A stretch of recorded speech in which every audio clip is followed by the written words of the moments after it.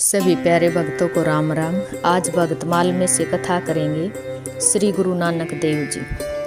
मानव की हंसोमुखी प्रवृत्ति को जब रोकना अनिवार्य हो चला था।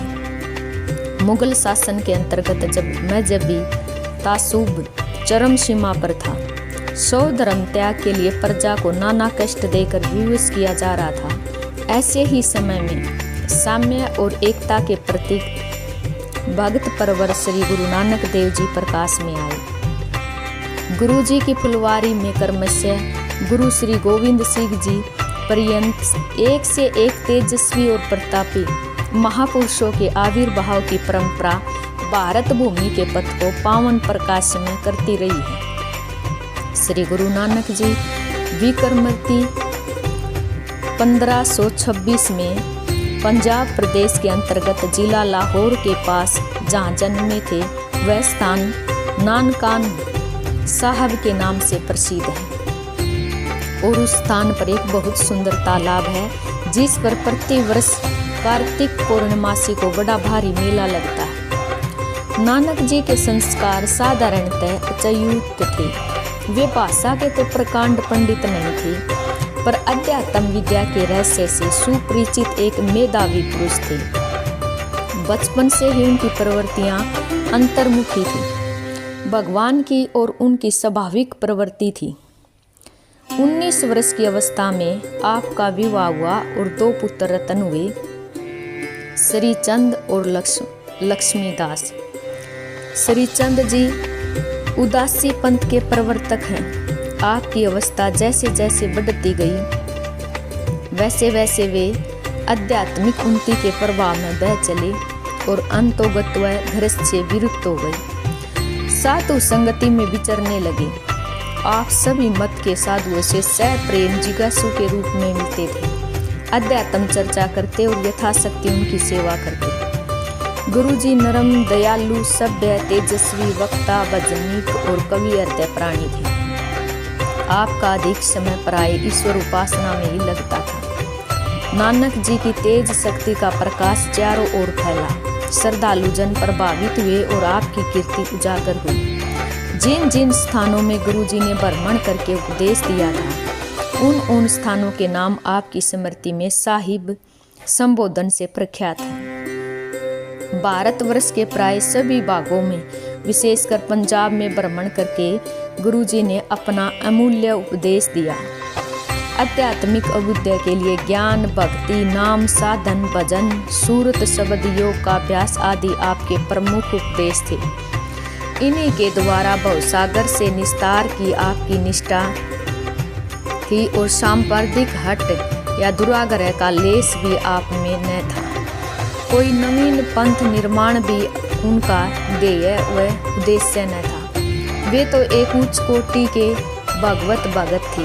नानक देव जी के शिष्य रूढ़ी के रूप में सिख कहलाने लगे। पंथ उन कतिपय घटनाओं का परिणाम है जो मुख्यतः पंचम गुरु अर्जुन देव के समय से घटित होने प्रारंभ हुई थी और 10म गुरु गोविंद सिंह जी के समय एवं उनके पश्चात तक घटती रही। यह सत्य है कि गुरु नानक देव जन्म से ही पंजाबी थे, परंतु वे केवल पंजाब या भारत के ही नहीं प्रत्युत समस्त संसार के लिए आदरणीय हैं। वे मानव एकता के समर्थक थे और इसी का प्रचार उन्होंने अपने जीवन में किया। उनका कहना था, खलक बसे खलक में और खलक बसे रब माहा, मंदा किसनु आखिए जासी बिन कोई ना। गुरुजी के जन्म के समय देश में विदेशियों का राज्य था और लोग बड़े दुखी थे। और जब बाबर ने भारत पर आक्रमण किया, तब देश की स्थिति और भी खराब हो गई थी। और उस समय देश में जो अत्याचार, हत्याकांड और लूटमार हुई, उसका वर्णन गुरुजी ने अपनी वाणी में बड़े दर्द भरे शब्दों में किया है। खुरासान खसमान किया, हिंदुस्तान डराया, आपे दोष ने दे करदा जमकर मुगल पठाया।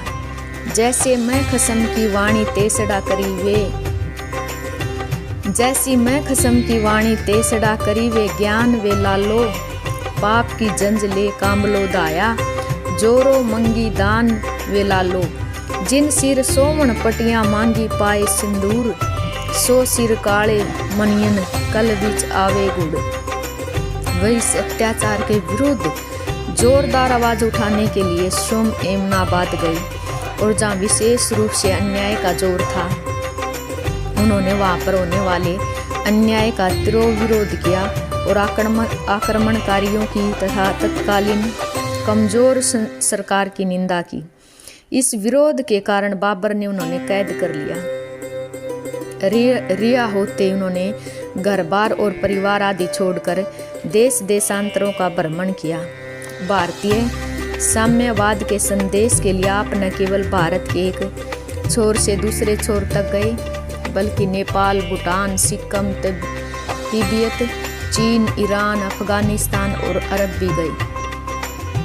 गुरु नानक देव विभिन्न धर्मावलंबियों से पृथक रूप से मिले और उन्होंने धार्मिक स्थान और मेलों की भी यात्रा की। अपने अधिकारियों, प्रजाजन तथा धार्मिक नेताओं को उनकी त्रुटियां इस तरह बतलाई कि वे उनकी बातों से प्रभावित हुए। स्थान स्थान पर बिना किसी भेदभाव के संस्थाएं स्थापित की गई और जहां सब लोग आपस में मिलकर बैठते, उठते, खाते, पीते, प्रभु चिंतन करते, सुख दुख में एक दूसरे के साझेदार बनते। गुरुजी को बुराई से घृणा थी, परंतु वे पतित व्यक्तियों से घृणा नहीं करते थे। उन्होंने पतितों को ढूंढ कर उनसे प्रेम किया और उन्होंने सत्य मार्ग पर लगाया। प्रेम, तर्क और मीठी वाणी से दूसरों के हृदय को जीता। ऐसे प्रेम पूर्ण विचित्र ढंग से आप बात शुरू करते कि लोग स्वयं उनकी ओर वैसे ही खींचे चले आते जैसे घाम से सताए हुए लोग पानी के मीठे और शीतल स्रोत के समीप आकर इकट्ठे हो जाते हैं। गुरुजी एक पिता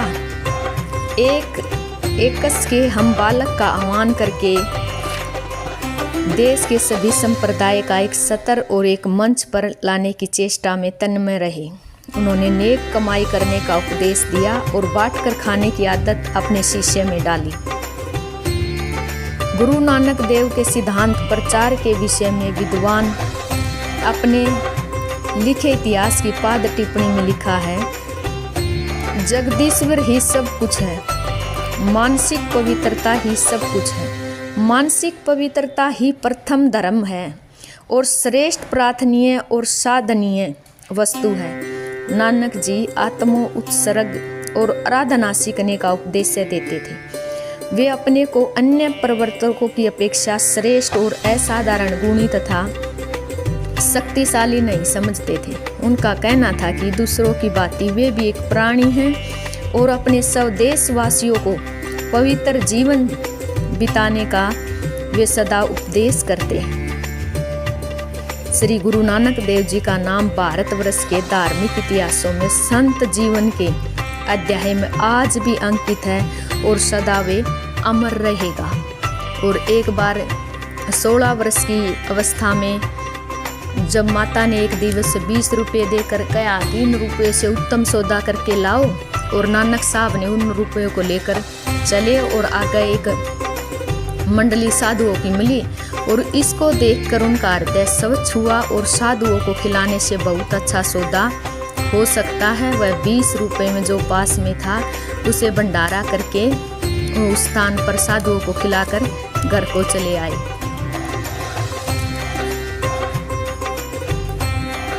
सभी प्यारे भक्तों को राम